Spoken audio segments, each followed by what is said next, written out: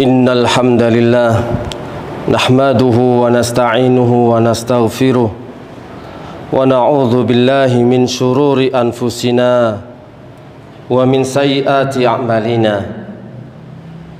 May yahdihillahu fala mudilla lahu wa may yudlil fala hadiya lahu.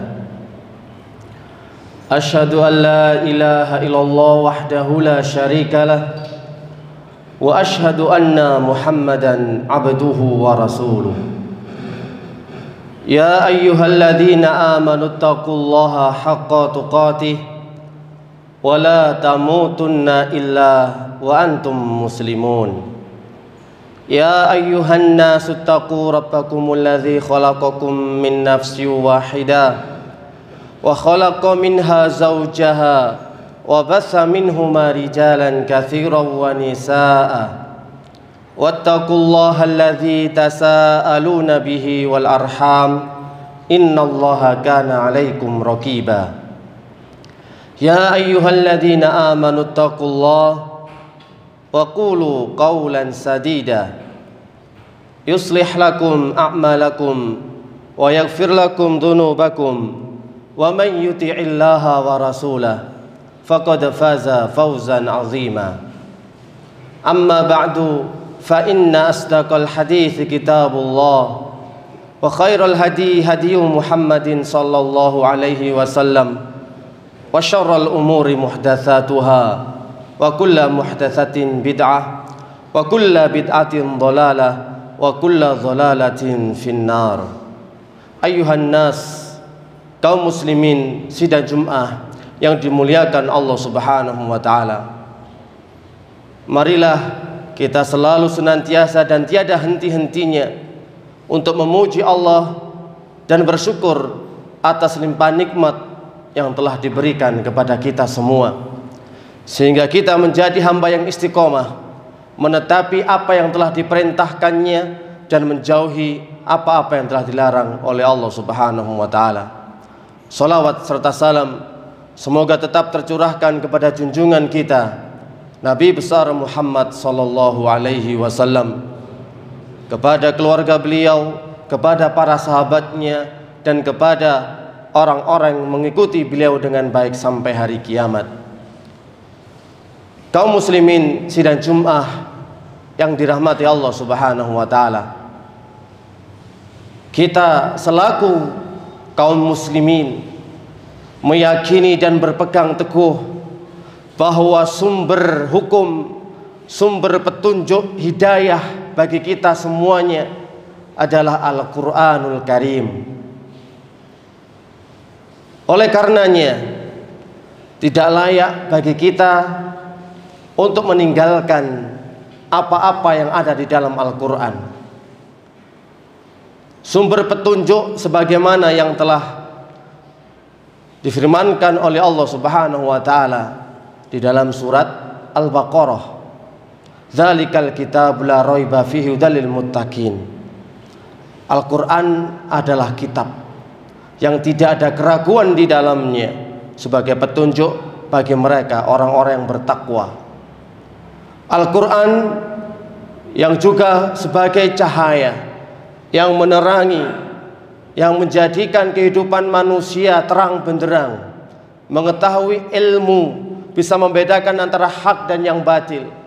Allahu waliyul ladzina amanu yukhrijuhum minadh dhulumati ilan nur. Di dalam surat Al-Baqarah ayat yang 257, bahwasanya Allah yang telah mengeluarkan dari kegelapan menuju terang benderang.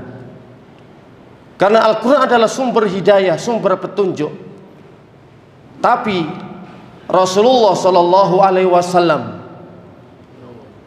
pernah mengeluh kepada Allah Subhanahu Wa Taala atas apa yang telah dilakukan oleh umatnya. Di dalam surat Al-Furqan ayat yang ke-30, wa qala Rasul, maka Rasulullah Sallallahu Alaihi Wasallam telah bersabda, inna qaumi ya Rabbi inna qaumi wahai Rabbku, sesungguhnya kaumku ittakhadhu hadzal qur'ana mahjura. Kaumku telah menjadikan Al-Qur'an sesuatu yang ditinggalkan, sesuatu yang sudah tidak diperdulikan lagi, sehingga banyak orang-orang yang tersesat akibat meninggalkan Al-Qur'an.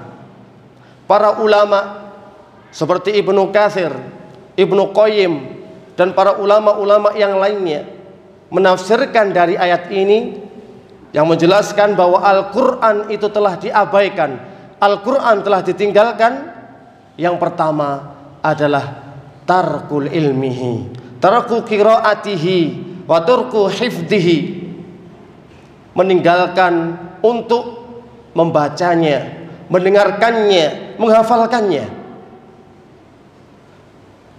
Berapa banyak dari kita kaum muslimin yang mereka istiqomah untuk membaca Al-Quran, padahal jelas-jelas mereka meyakini Al-Quran adalah kalamullah, perkataan Allah. Bagaimana mereka mengaku cinta kepada Allah tapi tidak pernah untuk menghafalkannya, tidak pernah untuk membacanya.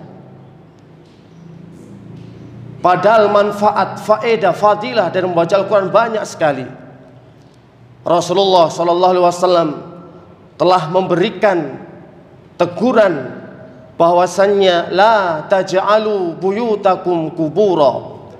Janganlah kalian menjadikan rumah-rumah kalian seperti kuburan yang tidak ada bacaan Al-Quran di dalamnya. Inna syaitana yanfiru minal baiti alladhi yuqra'u fil Qur'an. Sesungguhnya syaitan akan berlari dari rumah yang dibacakan Al-Quran. Fi riwayatin, jika dibacakan surat Al-Baqarah. Kalau seseorang enggan untuk membacanya, untuk menghafalkannya, bagaimana mereka bisa mengamalkan? Bagaimana mereka tahu isi yang apa ada dalam Al-Quran? Wa qala Abu Hurairah radhiyallahu ta'ala anhu, Abu Hurairah juga berkata, innal baita la yattasi'u ala ahlihi wa tahduruhu al malaikatu wa tahjuruhu asyayatinu wa tukthiru khairuhu. Sungguh jika suatu rumah dibacakan di dalamnya Al-Quran, maka rumah itu serasa lebar luas bagi penghuninya. Wa tahduruhu al malaikatu, malaikat pun akan hadir di dalam rumah tersebut yang menjadikan sakinah, menjadikan ketenangan, keberkahan, rahmat pun turun dari Allah Subhanahu wa ta'ala. Jika malaikat sudah datang dan hadir di suatu rumah, tentu keberkahan, rahmat, kebaikan, kerukunan itu akan tercipta dalam rumah tangga. Hubungan antara suami istri, anak dan orang tua itu akan diberkahi oleh Allah Subhanahu wa ta'ala. Wa tahjuruhu syayatin, dan apabila suatu rumah dibacakan Al-Quran di dalamnya, setan akan berlari. Setan tidak akan betah dan tidak akan mungkin berani masuk di dalam suatu rumah jika dibacakan Al-Quran. Oleh karena tadi Rasulullah telah bersabda, la taj'alu buyutakum kubura. Janganlah kalian jadikan rumah-rumah kalian seperti kuburan. Dan yang keempat yang disebutkan oleh Abu Hurairah radhiyallahu ta'ala an, barang siapa yang rumahnya dibacakan Al-Quran, terdengar lantunan-lantunan untaian Al-Quran, wa tuksiru khairuhu, maka Allah akan menghadirkan banyak kebaikan di dalam rumah tersebut. Tapi alangkah tragis dan ironisnya, kebanyakan kaum muslimin kurang sekali dalam memperhatikan Al-Quran. Mereka hadir, mereka giat, antusias membaca Al-Quran ketika datang di saat bulan Ramadan. Setelah bulan Ramadan, mereka pun tahjuruhu, mereka pun juga mengabaikan kembali. Kaum muslimin sidang Jumat yang berbahagia, makna yang kedua dari makna mahjuro yang disebutkan oleh para ulama, yakni tidak mengimaninya, tidak membenarkannya. Kita tahu isi dalam Al-Quran itu adalah hak, itu adalah petunjuk dan hidayah. Tapi berapa banyak juga orang mengatakan Al-Quran sudah tidak relevan, tidak sesuai dengan zaman ini, tidak pas kalau hukum itu tetap diterapkan dalam dunia nyata kita. Makna yang ketiga adalah mahjuro adalah tarku tadaburihi. Mereka meninggalkan untuk mentadaburinya, mengetahui maknanya, merenungkan isi yang ada dalam kandungan Al-Quran. Sekedar membaca, sekedar menghafal, tapi kalau kita tidak mengerti tujuan, arti, makna daripada Al-Quran, bagaimana mungkin Al-Quran itu bisa menjadi sumber petunjuk bagi kita semuanya?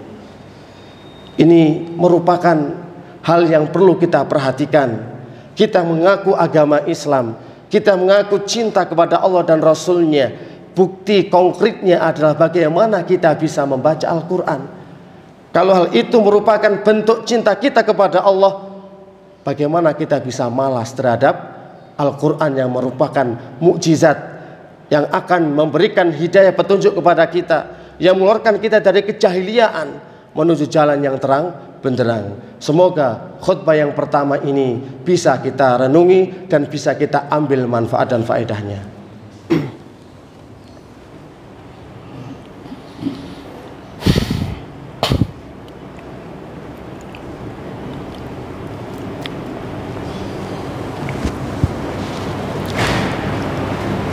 Innal hamdalillah hamdan katsiran thayyiban mubarakan fih kama yuhibbu rabbuna wa yardha.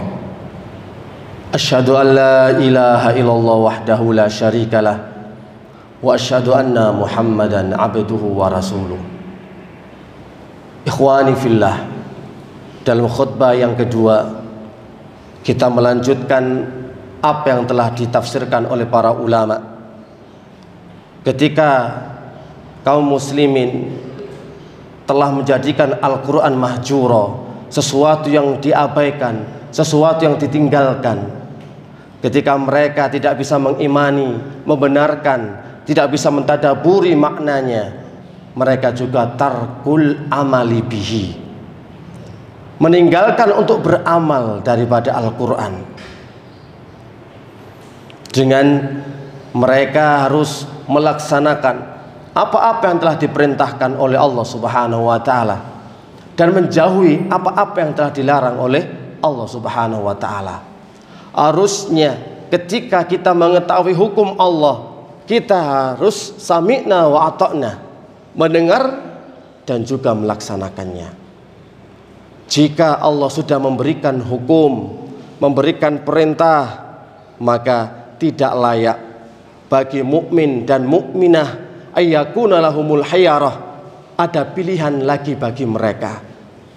Ketika Allah sudah menetapkan, ketika Rasulullah sudah memerintahkan, maka tidak layak kita memiliki tawar-menawar dalam hukumnya.